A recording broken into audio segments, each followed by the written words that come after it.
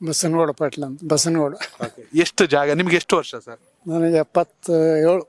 ಹೆಚ್ಚು ಕಡಿಮೆ ದೇವೇಗೌಡರಿಗಿಂತ ಒಂಚೂರು ಆಚೆ ಈಚೆ. ತುಂಬಾ ವರ್ಷದಿಂದ ರಾಜಕೀಯ ನೋಡ್ಕೊ ಬಂದಿದ್ರ? ಜನತಾದಳದಾಗಿದ್ದೆ ದೇವೇಗೌಡ ಕಾಲ. ಇವಾಗ ಯಾಕಿಲ್ಲ? ಕಾಲಕ್ಕೆ ಇವಾಗ ವಯಸ್ಸು ಆಯ್ತು. ಆಮೇಲೆ ರಾಜಕೀಯ ನಾವು ಹೋಗೋದಲ್ಲ ನಮಗೆ. ಸರ್ ನಿಮ್ಮಂತವ್ರ ಶಕ್ತಿ ನಮ್ಮ ರಾಜಕೀಯ, ನಮ್ಮ ಕಾಲದ ರಾಜಕೀಯಕ್ಕೆ ಬೆಲೆ ಇರ್ತಿತ್ತು. ಆಫೀಸರ್ಸ್ ಒಳ್ಳೆ ಆಫೀಸರ್ಸ್ ಇರ್ತದ್ರು. ರಾಜಕೀಯ ಈಗ ಬದಲಾಗಿದ್ಯಾ ಹಾಳಾಗಿದ್ಯಾ? ಬದಲಾಗಿ ಹಾಳಾಗಿ ಹೋಗಿದೆ. ಏನಿಲ್ಲ ಈ ರಾಜಕೀಯ ನಮಗೆ ಹೋಗೋದಿಲ್ಲ. ರೊಕ್ಕ ರಾಜಕೀಯ, ರೊಕ್ಕ ತಿಂದು ಓಟ್ ಹಾಕ್ತಾರ, ಅವ್ರು ರೊಕ್ಕ ಮಾಡ್ಕೊಂಡು ರಾಜಕೀಯ ಮಾಡ್ತಾರೆ. ಹಿಂದೆ ಜನ ಮತ್ತೆ ಗುಣ ಬೇಕಿತ್ತು, ಇವತ್ತು ಬರೀ ಹಣ ಬೇಕು. ಹಣ ಬೇಕು, ಎಲ್ಲರಿಗೂ ಹಣ ಬೇಕು. ಹಣ ಇದ್ರೆ ಮಾತ್ರ ಗೆಲ್ಲಕ್ಕ. ಅವರು ರಾಜಕಾರಣಿಗಳಿಗೆ ವೋಟರ್ಸಿಗೆ.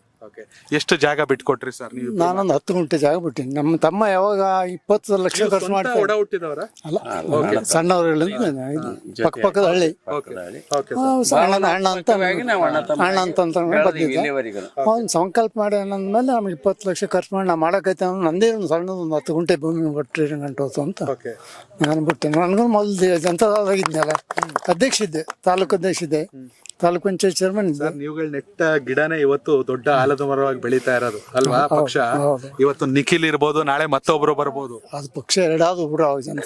ಜನತಾ ಪಕ್ಷ ಇತ್ತು, ಜನತಾದಳ ಆಯ್ತು, JDS ಇದಾಯ್ತು, 3-4 ಆದ್ರೂ ನಿಷ್ಠಾವಂತ ವ್ಯಕ್ತಿಗಳು ಕಡಿಮೆ ಅಂತ ಹೊಂಟಾರ.